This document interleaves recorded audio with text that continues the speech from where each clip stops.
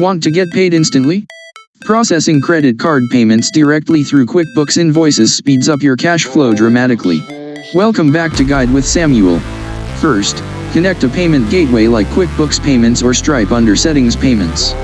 Once connected, the Pay Now button will appear on your emailed invoices. When a client pays, the funds are deposited into your linked bank account, and the invoice is automatically marked as paid in QuickBooks. You can also take payments over the phone by entering card details in the Receive Payment screen. My crucial pro tip: clearly communicate any processing fees. Decide if you'll absorb the fee, around 2.9%, or pass it on to the client. If you pass it on, state this clearly on your invoice to avoid surprises. Some gateways let you add a fee at checkout. Turn Send Invoice into Get Paid Now.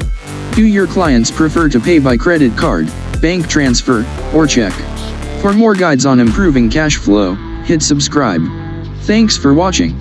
I'm Samuel, and I'll see you next time.